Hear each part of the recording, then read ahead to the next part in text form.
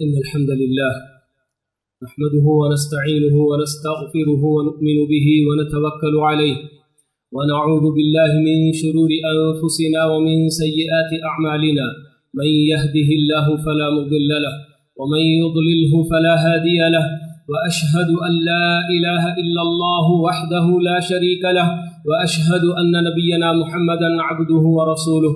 أما بعد فإن خير الحديث كتاب الله وخير الهدي هدي محمد صلى الله عليه وسلم وشر الأمور محدثاتها وكل محدثة بدعة وكل بدعة ضلالة وكل ضلالة في النار فأعوذ بالله من الشيطان الرجيم يا أيها الذين آمنوا اتقوا الله حق تقاته ولا تموتن إلا وأنتم مسلمون يا أيها الناس اتقوا ربكم الذي خلقكم من نفس واحدة وخلق منها زوجها وبث منهما رجالا كثيرا ونساء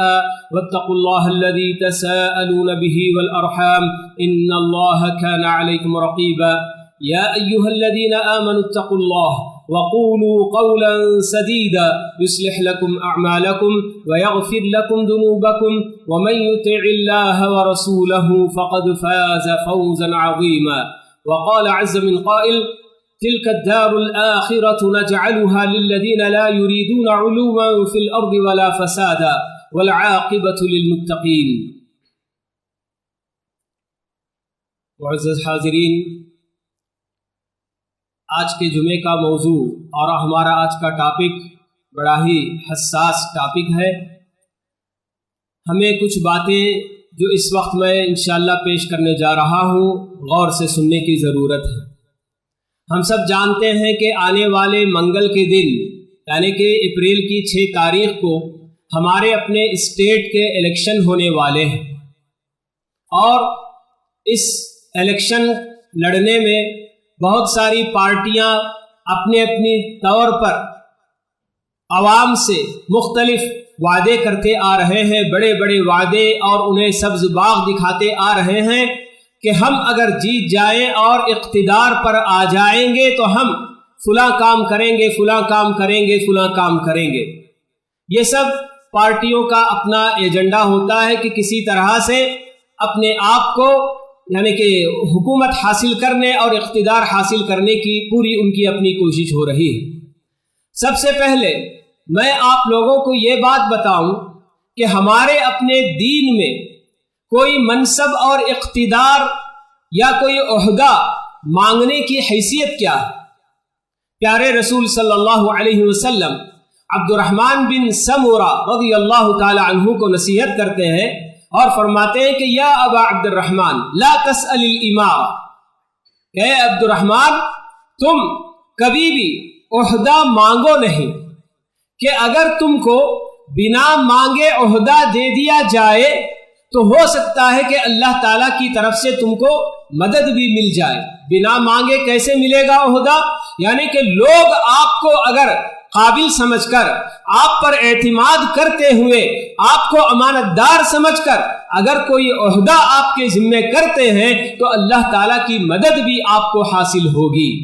اور اگر آپ نے کوئی عہدہ مانگ کر طلب کیا، مانگا اور طلب کیا، تو پھر اسی عہدے کے حوالے تم کر دیے جاؤ گے، اللہ تعالیٰ کی طرف سے تمہیں کوئی مدد نہیں ملے گی.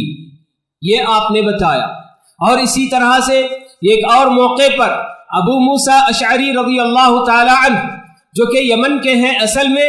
اللہ کے رسول صلی اللہ علیہ وسلم کی خدمت میں حاضر ہوتے ہیں ان کے اپنے قبیلے کے 2 لوگوں کے ساتھ. تو ابو موسیٰ خود بتاتے ہیں کہ مجھے نہیں معلوم تھا کہ یہ دونوں اچانک اللہ کے رسول صلی اللہ علیہ وسلم سے کوئی عہدہ مانگیں گے، مگر ان دونوں بندوں نے اللہ کے رسول صلی اللہ علیہ وسلم سے مطالبہ کیا کہ اللہ کے رسول آپ کو اللہ تعالیٰ نے جو بہت ساری ذمہ داریاں دی ہیں، کسی بھی ذمہ داری پر ہمیں بھی متعین کر دیجئے. تو اللہ کے رسول صلی اللہ علیہ وسلم تھوڑی دیر کے لیے رکتے ہیں اور پھر اس کے بعد آپ یہ بات بتاتے ہیں کہ کوئی آدمی جو ہم سے عہدہ مانگتا ہے ہم اسے کبھی عہدے پر نہیں بٹھاتے، ہم اسے عہدہ نہیں دیتے. تو یہ ہماری اپنی शरीयत की हैसियत से अगर देखा जाए तो किसी भी ओहदे को मांग कर लेना हमारी अपनी शरीयत में जायज़ नहीं होता है, इल्ला कि वो सूरत पेश आ जाए जो हजरत यूसुफ अलैहिस्सलाम के साथ पेश आई थी कि यूसुफ अलैहिस्सलाम ने कैद खाने से रिहा होने के बाद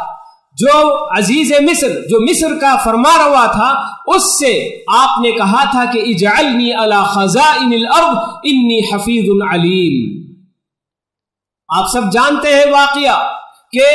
आने वाले सालों में मिस्र में बहुत जबरदस्त कहत साली पड़ने वाली थी, तो पूरे जो जमीन की पैदावार थी उसकी हिफाजत सिवाय यूसुफ अलैहिस्सलाम के और कोई बेहतर तरीके से पूरे 7 सालों के लिए हिफाजत करने वाला और कोई बंदा नहीं था। तो ऐसे में हजरत यूसुफ अलैहिस्सलाम ने मिस्र के हाकिम से, मिस्र के फरमारवा से ये मुतालबा किया था कि आप मुझे इसका जिम्मेदार बना दीजिए, और साथ ही साथ आपने ये भी बात बताई क्योंकि मैं अमानतदार भी हूं और इस काम का इल्म भी रखने वाला हूं, जानकारी रखने वाला हूं। तो किसी भी ओहदे पर जब किसी आदमी को बिठाया जाए तो सबसे पहले उसके अंदर ये दोनों सिफात होनी चाहिए, एक तो अमानतदारी होनी चाहिए और जिस ओहदे का उसको हम या जिस ओहदे पर उसको बिठाना चाहते हैं उसके बारे में जानकारी होनी चाहिए कि ये ओहदा मुझसे क्या क्या तकाजे करता है, मैं इस ओहदे को कैसे अदा कर सकता हूं।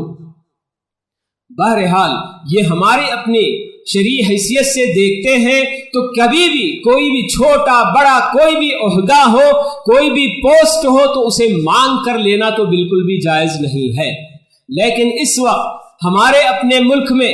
जो रिवाज चल रहा है कि हर तरफ पार्टियां अपने अपने नुमाइंदों को, अपने अपने जो कैंडिडेट्स को बिठाकर उनके लिए वोट डालने का मुतालबा करते हैं और मांगते चले जा रहे हैं, और हमारी अपनी सूरत हाल भी यही है कि हमें किसी ना किसी पार्टी को वोट देना ही है।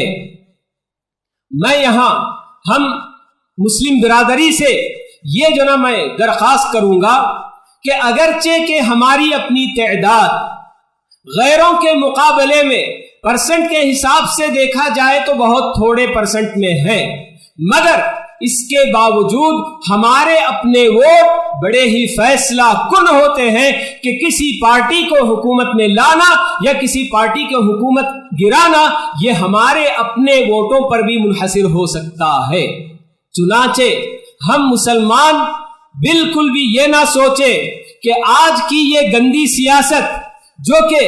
बदउनवानियों का एक जना अड्डा बन चुकी है, जब सियासत और वोट का नाम लेते ही हैं तो हमारे अपने जहनों में मकरो फरेब, धोखा, रिश्वतखोरी और क्या क्या जो ना बुराइयां हमारे अपने जहन में उभर कर आती हैं। ये सब अपनी जगह पर, मगर इसके बावजूद हम मुसलमान अपने अपने वोट का इस्तेमाल करने से बिल्कुल भी पीछे नहीं रहना चाहिए। बहुत सारे शरीफ लोग या यूं समझ लीजिए कि दीनदार ये समझते हैं कि वोट यानी कि ये सियासत इतनी गंदी हो चुकी है कि हमें इसमें हिस्सा नहीं लेना चाहिए, हमारे अपने वोट ना भी पड़े तो कोई हरज की बात नहीं, ऐसा समझते हैं। बात ऐसी नहीं है मेरे भाइयों। हम जब अपनी आंखों से देखते हैं कि कोई जुल्म कर रहा है तो हमारी अपनी जिम्मेदारी है कि हम उस जालिम को रोकने की कोशिश करें। अगर हर आदमी यही सोचने लग जाए कि ये सियासत गंदी नाली है और इसके अंदर अगर हम उतरेंगे, हिस्सा लेंगे या हम अगर वोट वगैरह भी डालने जाएंगे तो फिर कीचड़ हमारे ही ऊपर आएगा, तो अगर ऐसा ही सोचकर हर आदमी इसी तरह से पीछे हट जाए तो इसका मतलब ये होगा कि ऐसे ही लोग जो गंदे से गंदे हो रहे हैं तो उन्हीं के हाथ में बराबर ये बागडोर हमारे ऊपर हुकूमत करने का हौसला उन्हीं को मिलता चला जाएगा, वही हमेशा इख्तिदार पर रहेंगे और आए दिन और भी बड़ी बड़ी गंदगियां लेकर आते रहेंगे। चुनाचे हमारी अपनी ये जिम्मेदारी भी होती है कि ऐसे बुरे लोगों के हाथ से नुकेरे की जो बागडोर हमने दे रखी है उसे हम किसी तरह से वापस ले छीने और कुछ ऐसे लोगों को इख्तिदार पर लाने की कोशिश करे, ओहदे पर लाने की कोशिश करे, जो हमारे अपने स्टेट के लिए भी मुफीद हो और सबसे बढ़कर हम मुसलमानों और इस्लाम के हक में वो किसी न किसी तरह से मुफीद साबित हो। हम मुसलमानों को ये बात बिल्कुल भी नहीं भूलनी चाहिए कि हमारे अपने स्टेट में जो अब तक की रूलिंग पार्टी रही है, इसी पार्टी का ये दैन है, इसी के तुफैल हम मुसलमानों को उस कानून का सामना करना पड़ा है जो CAA और NRC NPR की शक्ल में मरकजी हुकूमत ने इस बिल को पास किया था। हमें ये बात अच्छी तरह से ذہن में रखनी चाहिए कि उस मरकज में हमारे अपने स्टेट के 11 वोट ऐसे थे जो अगर उनको ना मिलते तो ऐसी सूरत में ये कानून कभी पास ही नहीं होता, ये बिल कभी पास ही नहीं होता। तो जिस पार्टी ने हमारी अपनी मुसलमानों का कोई ख्याल नहीं किया और मरकज का साथ दिया और मुसलमानों के खिलाफ ऐसा एक जालिमाना कानून लेकर आने में उनका साथ दिया, तो हमें चौकन्ना रहना चाहिए कि ऐसी पार्टी का क्या हम फिर से उनका स्वागत करेंगे, उनका इस्तकबाल करेंगे और उनको वोट देकर फिर से उनके हाथों हमारी अपनी बागडोर थाम देंगे। तो हम मुसलमानों को हमेशा चौकन्ना रहना चाहिए। और ऐसे मौके पर एक बात ये भी हमको ज़हन में रखना चाहिए कि बाज़ पार्टियां जो हमारे अपने जज्बात से भी खेलती हैं, मुसलमानों के सामने इस्लाम का नाम लेकर मुसलमान कैंडिडेट्स बिठाकर और ये बताकर कि ये वाहिद मुस्लिम पार्टी है, इसे आप वोट दीजिए। याद रहे कि हमारे अपने स्टेट में बाहर के और लोग आकर हमारे अपने जज्बात से खेलने की कोशिश करेंगे तो उनका साथ भी हमें बिल्कुल नहीं देना चाहिए। मेरे भाइयों, यकीनन अगर हमारी अपनी कोई ऐसी अक्सरियत होती कि अगर हम अकेले बिल्कुल लड़कर वाकई कोई हमारा अपना भी जो न कि सुने जाने के लायक अगर हमारी अपनी हैसियत होती तो यकीनन हम इसकी पूरी कोशिश कर सकते हैं। लेकिन इस वक्त अगर हम जज्बात में आकर सिर्फ एक मुस्लिम पार्टी है इसलिए इसको हम वोट देकर जिताने की कोशिश करेंगे, हर जगह आप देख लीजिए कि जहां कहीं भी इस तरह की पार्टियां गई हैं और उन्होंने चुनाव लड़ने की कोशिश की है तो वहां मुसलमान वोट बंटते हैं और दूसरे लोग फायदे में रहा करते हैं। तो इस वक्त हमारी अपनी हिकमत अकली, हिकमत अमली और हमारी अपनी अक्लमंदी बिल्कुल भी ये नहीं होनी चाहिए कि एक मुस्लिम पार्टी का आदमी कैंडिडेट बनकर खड़ा हुआ है तो उसको वोट देकर अपने भी वोट जाए करें और वो भी नहीं आएगा। उसके बिलमुकाबिल ऐसी पार्टियां जो हमारे अपने वोट का भी फायदा उठाकर इख्तिदार में अगर आएंगी तो उसकी वजह से हम मुसलमानों का और इस्लाम का कोई नुकसान ना हो, तो ऐसी किसी पार्टी ही को वोट देने की हमको कोशिश करना चाहिए। तो ये वोटिंग जो होती है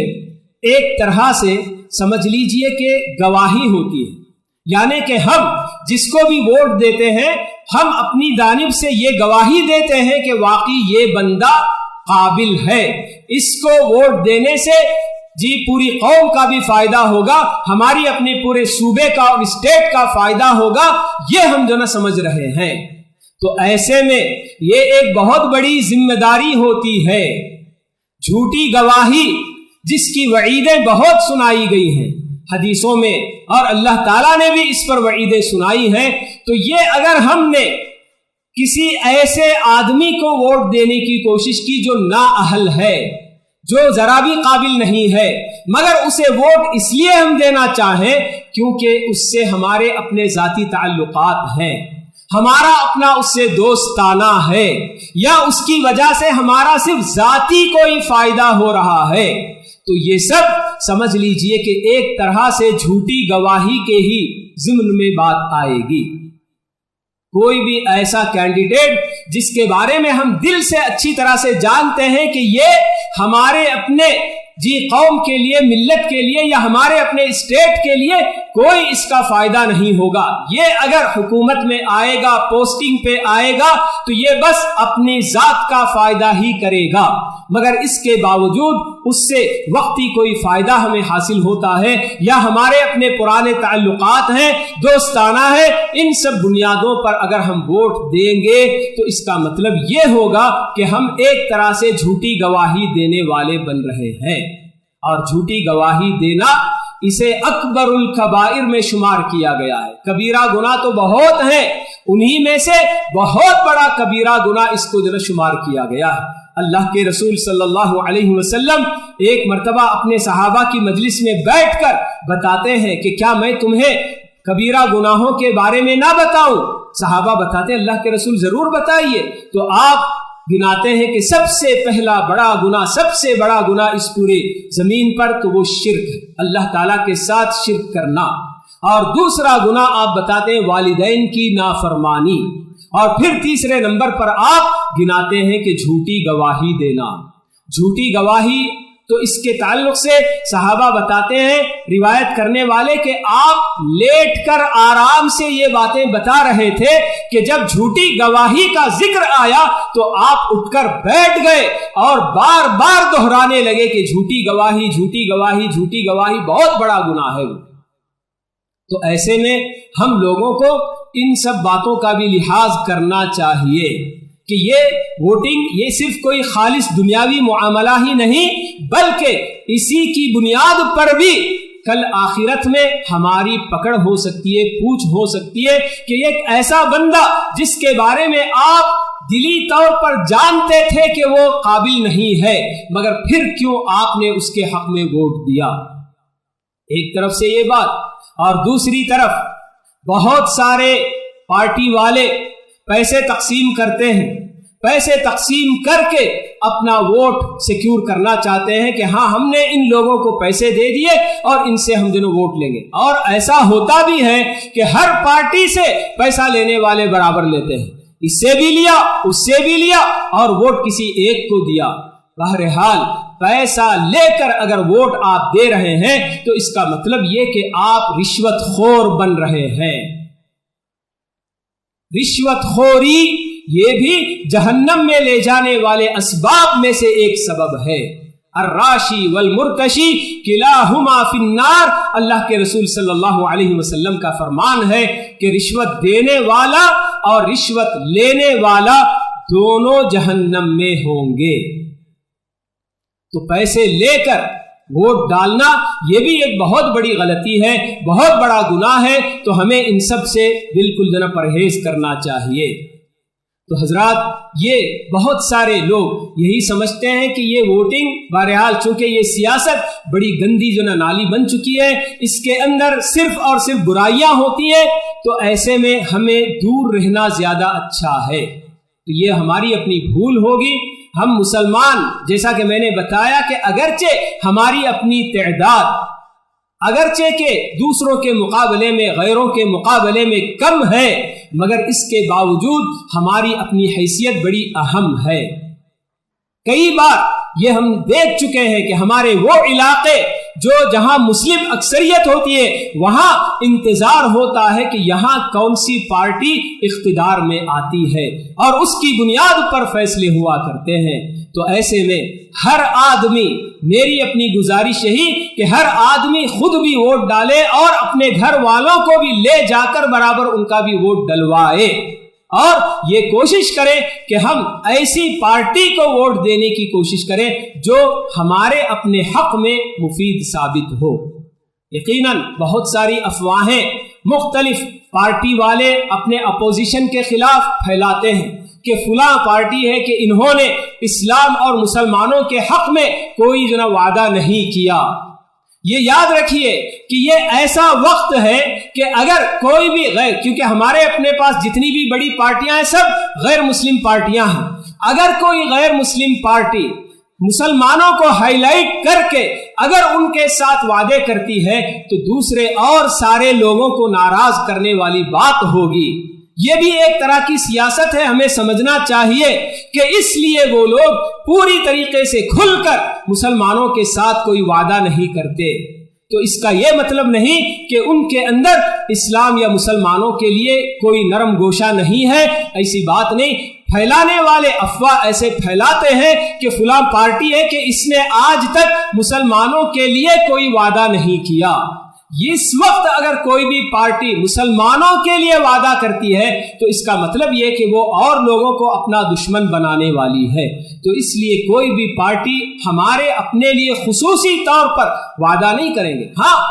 آپ کو سوشل میڈیا میں بہت ساری چیزیں پھیلی ہوئی نظر آئیں گی کہ یقیناً ایک پارٹی کا وعدہ ہے کہ وہ اگر اقتدار میں آئیں گے تو ہمارے اپنے اسٹیٹ میں CAA NCR وغیرہ کو نافذ ہونے نہیں دیں گے. انشاءاللہ اگر ایسا ہوگا تو بہت خوشی کی بات ہے.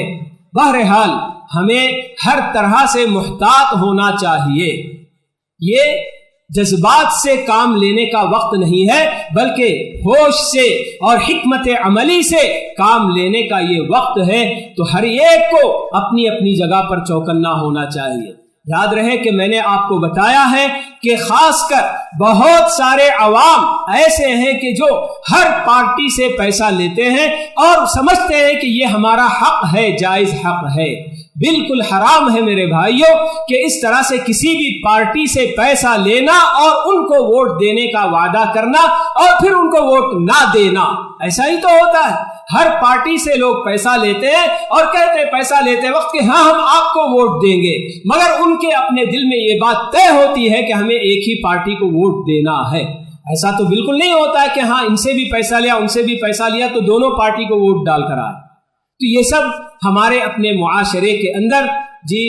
رائج یہ سب جنا کام ہے. تو ہمیں اس طرح کے کاموں سے اپنے آپ کو بچانے کی کوشش کرنا چاہیے اور خاص کر ہمارے اپنے اسٹیٹ کے لیے بھی جو مفید ہوں اور سارے ہی لوگوں کے لیے، صرف مسلمانوں ہی کے لیے نہیں بلکہ ہم بھی اسی اسٹیٹ کا، ہمارے اپنے بھارت کا ایک اٹوٹ حصہ ہیں ہم مسلمان. تو ہمارے اپنے ساتھ ساتھ جتنے بھی اور غیر مسلم برادران بھی رہتے ہیں، سب کے حق میں جو پارٹی مفید ہو سکتی ہے، جو ساتھ ہی ساتھ ہم مسلمانوں کا بھی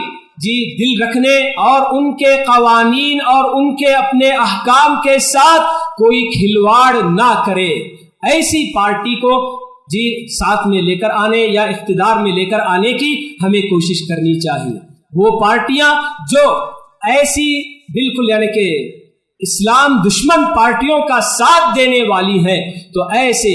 پارٹیوں سے اپنے آپ کو بچانے اور ان سے اقتدار چھیننے کی ہمیں پوری کوشش کرنی چاہیے. تو بہرحال میں نے آپ کو شروع میں بات بتائی کہ ہمارے اپنے اسلامی نقطۂ نظر سے اگر دیکھا جائے تو کوئی بھی عہدہ طلب کرنا، مانگنا یہ کسی بھی صورت میں جائز نہیں ہے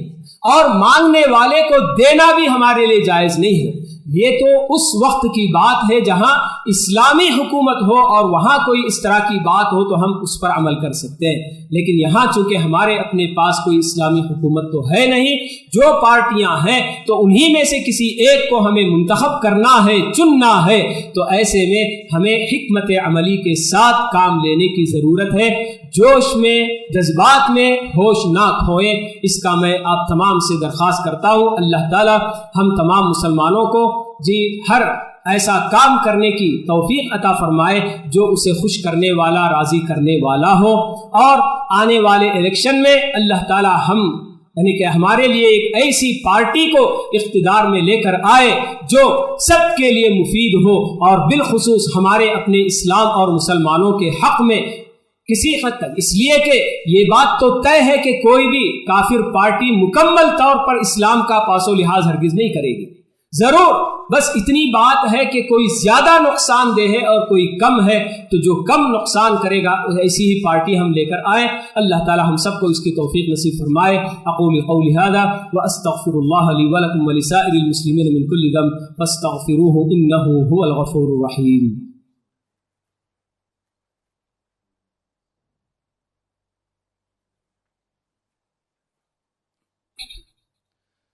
الحمد للہ کفا وسلام علی عباده الذین اصطفى اما بعد. اللهم صل على محمد وعلى آل محمد كما صليت على ابراہیم وعلى آل ابراہیم انك حمید مجید. اللهم بارك على محمد وعلى آل محمد كما باركت على إبراهيم وعلى آل إبراهيم إنك حميد مجيد. وارض اللهم عن الخلفاء الراشدين الأئمة المهديين أبي بكر وعمر وعثمان وعلي وعن سائر أصحاب نبيك أجمعين والتابعين لهم بإحسان إلى يوم الدين وعنا معهم بمنك وكرمك وإحسانك يا أكرم الأكرمين. ربنا آتنا في الدنيا حسنة وفي الآخرة حسنة وقنا عذاب النار. ربنا ظلمنا أنفسنا وإن لم تغفر لنا وترحمنا لنكونن من الخاسرين. اللهم أحسن عاقبتنا في الأمور كلها وأجرنا من خزي الدنيا وعذاب الآخرة. ربنا توفنا مسلمين وألحقنا بالصالحين. ربنا وفقنا لما تحب وترضى ونجنا من الظلمات إلى النور وجنبنا الفواحش ما ظهر منها وما بطن. اللهم إنا نسألك رضوانك والجنة